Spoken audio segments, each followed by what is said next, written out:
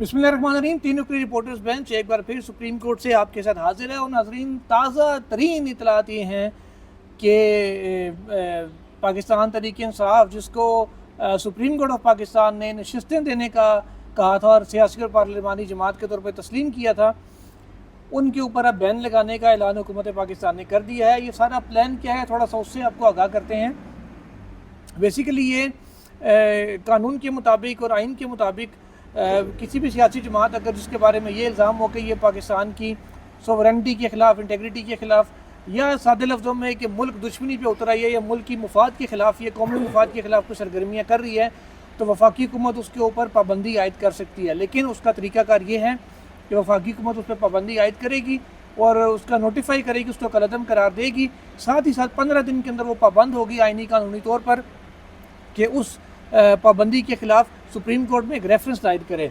Reference जब भिजवाया जाएगा तो सुप्रीम कोर्ट ऑफ पाकिस्तान उस रेफरेंस के ऊपर अपनी राय देगी, उस हुकूमत का मौक़िफ़ सुनेगी, जिसके बाद सुप्रीम कोर्ट का जो फैसला होगा वो हतमी तसव्वुर होगा। इस दौरान कुछ लीगल हल्के ये भी कह रहे हैं कि अच्छा, इसका इफेक्ट ये होगा कि जो तमाम अरकान होंगे उस पार्टी के वो नायल हो जाएंगे। अब क्योंकि 15 दिन का टाइम सुप्रीम कोर्ट ने दिया है, 15 दिन का टाइम स्टार्ट हो चुका है। इस दौरान अगर पीटीआई को बैन कर दिया जाता है गवर्नमेंट की जानिब से, फेडरल गवर्नमेंट की जानिब से, और जो पीटीआई के तमाम अरकान हैं वो डिस्क्वालीफाई तस्वर होंगे, वो रुकन असम्बली नहीं रहेंगे। जब वो रुकन असम्बली ही नहीं रहेंगे तो उनको मखसूस सीटें कैसे मिल सकती हैं? फिर ये तनाज़ा शुरू हो जाएगा, ये कटा खुल जाएगा और फिर ये मामला दोबारा से सुप्रीम कोर्ट में आएगा। जो मैं पहले दिन से कह रहा हूँ कि राउंड 2 होगा, तुसी नहीं मान रहे सो। ना गवर्नमेंट इतनी जल्दी हाथ उठाएगी, ना इलेक्शन कमीशन से कोई अच्छी तवक्को रखें, ये मामला होगा। अच्छा, ये 15 दिन बड़े इंपॉर्टेंट है क्योंकि इसमें जब रुकनीत ख़त्म हो जानी पीटीआई वालों की, तो फिर तनाज़ा ये होगा कि जनाब सुप्रीम कोर्ट के फैसले तक, हतमी फैसला आने तक रुकनीत ख़त्म हो सकती है या नहीं, या गवर्नमेंट के नोटिफिकेशन से हो जाएगी। इतलात ये हैं जो हुकूमती हरकों में गर्दिश कर रही है बातें, वो ये हैं कि जो ही ये होगा नोटिफाई गवर्नमेंट करेगी, उसके नोटिफिकेशन के साथ ही इलेक्शन कमीशन ऑफ पाकिस्तान से एक नोटिफिकेशन आ जाएगा। वो तमाम पीटीआई के जो करार दिए गए अरकान हैं इनको फारिग तस्वर करेगा। फिर आ जाएगा मामला आज़ाद उम्मीदवारों का कि भाई अब तुम कहाँ जाओगे, पीटीआई तो बैन हो चुकी है, और बैन पार्टी में कुछ शमूलियत भी इख्तियार नहीं कर सकता। ये एक नया मसला सामने आएगा, लीगल में हिच सामने आ जाएगी और वो 15 दिन इसी तरीके से शायद गुजर जाएँ, बैन ना हटे। ये मुमकिन है कि सुप्रीम कोर्ट पहले ही दिन उसको दे के उसके ऊपर स्टे ऑर्डर दे दें कि जी till the pendency of reference ये लोग रुकने असम्बली तस्वर होंगे। उसके बाद अगर ये फ़र्ज़ करें पीटीआई का जो रेफरेंस है, इसके ऊपर मेरी राय तो ये है कि ये 17-0 या एट मोस्ट जाकर 14-3 से फारिग हो जाएगा। इसमें गवर्नमेंट को मिलना कुछ नहीं है। फिर नया कटा राय सब खुलेगा। सुनील साहब कह 15 दिन का टाइम तो कोर्ट ऑर्डर के तहत गुजर गया, तो अब क्या होगा? रिव्यू आपने ना रिव्यू के ऊपर ज्यादा सीरियस लिया है तारड़ साहब की बात को कि आपने पाबंदी लगवा के उसके बाद के सिनेरियो को डिस्कस कर रहे हैं। देखिए जो प्लान सामने आ रहा है गवर्नमेंट का, मैं वो आपको कहा जाएगा कि अब तेरा क्या होगा कालिया। और सर ये रेफरेंस पहले यहाँ तो होने दें, यहाँ से ये हर्डल पार किए बगैर वो आज़ाद नहीं डिक्लेयर होंगे। और दूसरा, गर्मियों की छुट्टियाँ शुरू हो चुकी हैं, आप क्यों नहीं बोल रहे? कौन सा बेंच अवेलेबल बैठा हुआ है पूरा इतना बड़ा लार्जर बेंच, जो आईनी मामले पे ऊपर सुन के तो फौरी तौर पर पार्टी को बैन भी कर देगा। और जो नज़रसानी आ गई है, नज़रसानी तो उन 13 जजेस ने सुननी है। वो 13 जजेस छुट्टियों में दस्तियाब होते तो इतनी जल्दी में बैठ के फैसले लिख रहे होते और दे रहे होते। ऐसा नहीं है, अभी रुको, सब्र करो, गर्मियों की छुट्टियां हैं, उसके बाद देखेंगे। तब तक आपने बेंच अवेलेबिलिटी की बात की है ना, ये ऑल अवेलेबल जजेस के ऊपर अगर बेंच बन गया ना, वो मैंने पहले एक व्लॉग में इस्लामाबाद में अवेलेबल होंगे। पहले मैंने इस्लामाबाद के कुर्बो जवार में पहले मैंने व्लॉग में बोला है एक में कि गर्मियों की छुट्टियों का एक तो नुकसान है गवर्नमेंट को कि जी नज़रसानी जल्दी नहीं सुनी जा सकती। एक फ़ायदा ये है कि तमाम दस्तियाब जजेस पर बेंच बना के रेफरेंस आपका सुन लें। लेकिन सर वो तमाम दस्तियाब जजेस भी आप उन्हें क्यों डाउट कर रहे हैं जी कि वो बड़ा गवर्नमेंट के साथ अलाइंड होंगे? और वो अभी मैंने तो पहले ये कहा कि 17-0 है, ये अभी चंद घंटे हुए हैं ये हुए। तो आप देखें ट्रांसपेरेंसी ह्यूमन राइट्स कमीशन क्या कह रहा है। ये गवर्नमेंट ने आज इसका अनाउंसमेंट पता नहीं क्यों कि अभी इसको 1 बाय 1 अभी नज़रसानी में जा सकते थे, फिर और चीज़ों पे 3 फायर थे, तीनों एक साथ कर दिए। अब उनके ऊपर तीनों पे रद्द-ए-अमल भी इकट्ठा आएगा। अब सुप्रीम कोर्ट के कोई और केस यहाँ सुनते हुए रिमार्क्स दे देती है ऐसे एडवर्स से जो कि गवर्नमेंट की इस प्रोपोज्ड मूव को पार्टी बैन करने वाली को वो करते हैं, तो मेरा ख्याल है वो सारी सिचुएशन पंक्चर हो जाएगी। ठीक है, तो ये एकदम से जो उन्होंने गवर्नमेंट ने फायर किया, मेरा ख्याल है ये उनका आखिरी फायर था, इसके बाद मैं एक कुछ बात नहीं आपको बचेगा। बताऊं, इसको वाइजली लेके चलना था, अगर उनको कोई एडवाइस करता वाइजली लेकर चलता, 1 by 1 1 2 3 मूव्स वो अगले 1-1.5 महीने में खेलते, सूदमंद होती, उनको टाइम बाय करना था तो टाइम भी मिलता। फिलहाल आप कहें कि सारा कुछ छोड़ के तो एक रेफरेंस डिसाइड होगा, मेरा नहीं ख्याल यार। अच्छा कानूनी- रैसा भी- नहीं, रैसा भी कानूनी- सवाल- यार मैं सवाल सवाल लेता आपको जाए ले ना, लूंगा, जी। सवाल लें। इससे पहले ये बैन होने, पीटीआई पे बैन करने का मामला पहली दफ़ा सामने नहीं आया। ये शोशोसक भी छोड़ा गया था जब ममनुआ फंडिंग केस का फैसला आया था। हाँ जी। अच्छा, वो हतमी फैसला नहीं था क्योंकि इलेक्शन कमीशन उसमें ऑर्डर देता है, साथ ही फिर पार्टी को मौका देता है।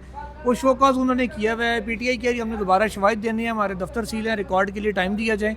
वो प्रोसीडिंग अभी चल रही है, इलेक्शन पेंडिंग है, में इलेक्शन कमीशन में भी चल रहा है। इतलात ये है कि उस फाइल को निकाल के इलेक्शन कमीशन भी टाकी टूकी मार रहा है, कहने में दोबारा फिक्स करिए तो मामला को हल करें। और वो फॉरेन फंडिंग वाला भी अभी तक बैन के लिए हुकूमत ने कोशिश भी नहीं की। तो ममनुआ फंडिंग का फैसला जस्टिस मोहसिन कियानी भी दे चुका है यार, वो ये जमानत चीज़ों पे, को हाँ। छोड़े जमानत वाला मामला में उसमें उन्होंने दूसरी attempt उसमें है उन्होंने कि इसको बैन उस करने केस को फीतो फीत कर लिया, लियो लीर कर दिया था यार, छोड़े इस बात को।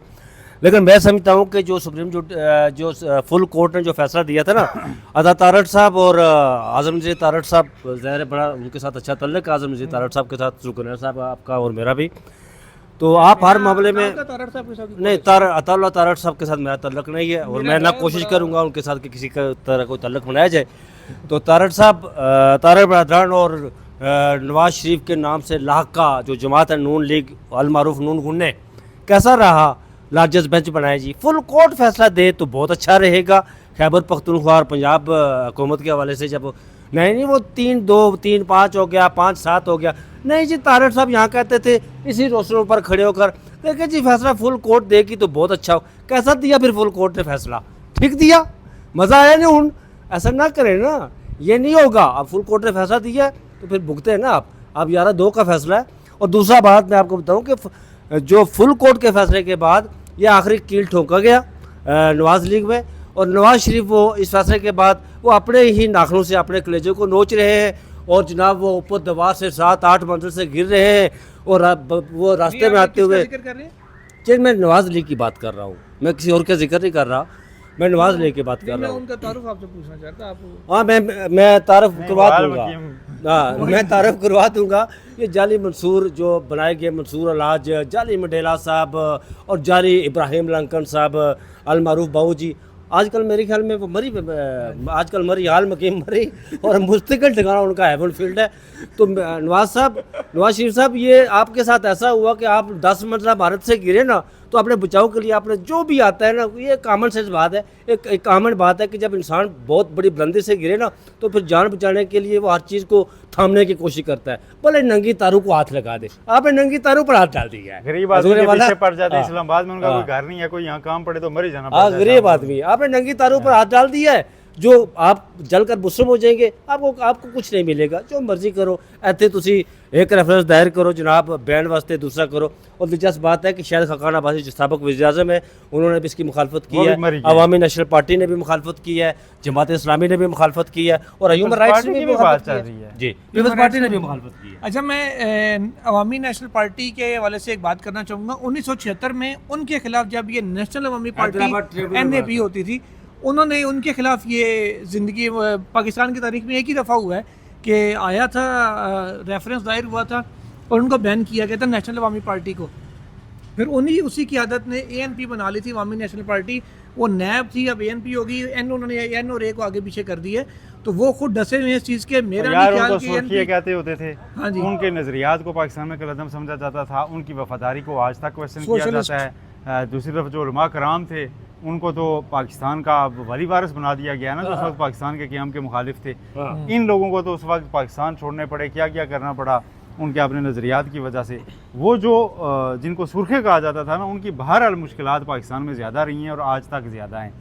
PTI उस नैज तक इसलिए भी नहीं जाएगी कि ये राइट विंग की पार्टी है, ये मैं आपको लिख के दे देता हूँ। ये वो टेस्ट भी नहीं करेंगे कि ये मुखालफत वाला जो पाबंदी जो मसाइब उन्होंने भुगते थे सुरखा होने पर, वो PTI टेस्ट भी नहीं करेगी। हाँ, वो PTI नहीं। राइट विंग की पार्टी हाँ, है right sir, wing। Right wing is right wing.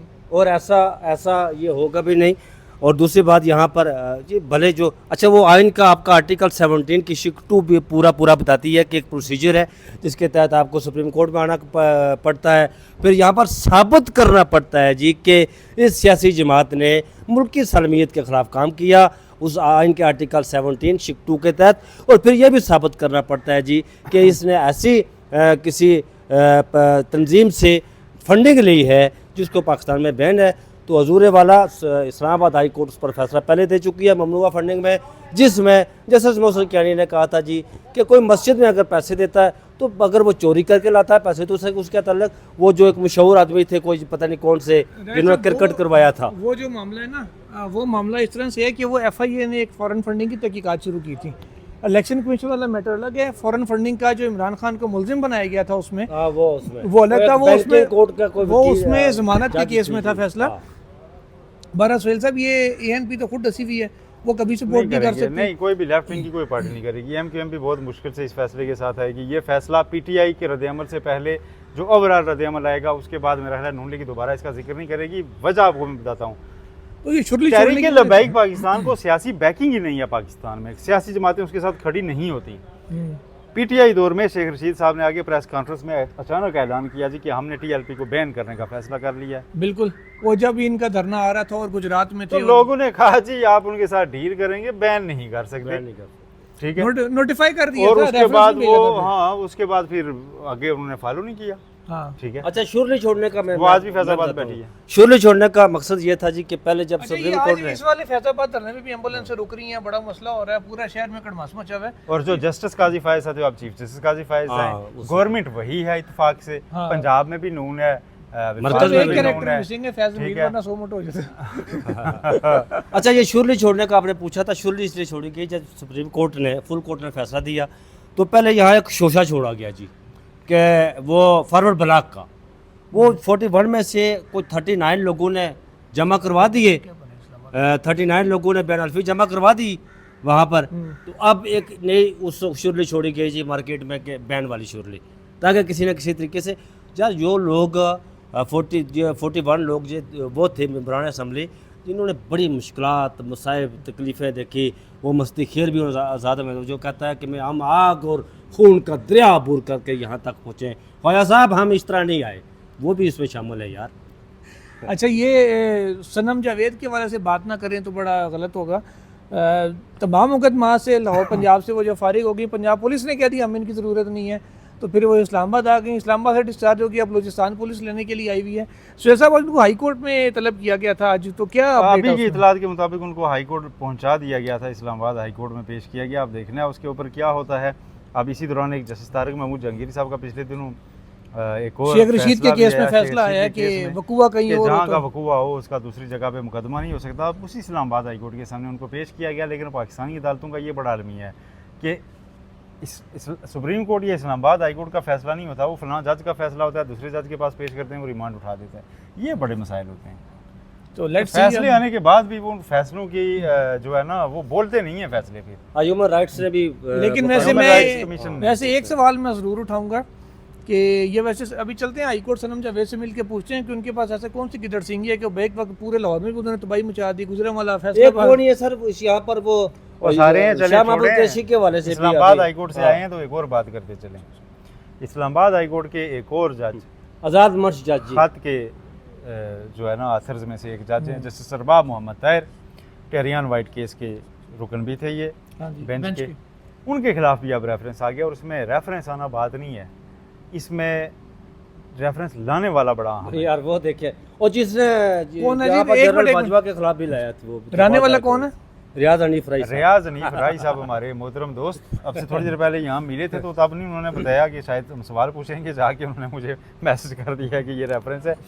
अब बात ये है कि अच्छा राई साहब वही है, शेर अफजल मरवत के वकील हैं। अच्छा और राई साहब वही है ना बाजवा वाले और छोड़े जी पुरानी बात है। बाजवा शेर अफजल मरवत के वकील हैं और उनकी इस वक्त यहाँ पे एक दरखास्त दायर है कि 8 फरवरी के आम इंतखाबात की धांधली की तहकीकात कराई जाए और शेर अफजल मरवत के वो वकील बन के यहाँ पर आए थे और वो प्री मैच्योर सी दरखास्त थी, उस वक्त मामलात नीचे थे और बज़ाहिर लग ये रहा था कि वो चाहते हैं कि यहाँ से सुप्रीम कोर्ट उसको ना पहले डिस्पोज ऑफ कर दे, लेकिन उसको प्रेस नहीं किया पीटीआई ने, उससे लाताल्लुकी का ऐलान किया सलमान करूम राजा साहब ने। उसके बाद हमने देखा कि हामिद खान साहब के जरिए नई दरखास्त इमरान खान ने खुद धांधली की तहकीकात के लिए दायर की, उसको उन्होंने ऑन नहीं किया था। लेकिन ये शेर अफजल मरवत साहब का और रियाज हनीफ राई साहब का मैं तब भी कहा था, मैंने कहा था ये लिथल कॉम्बिनेशन है।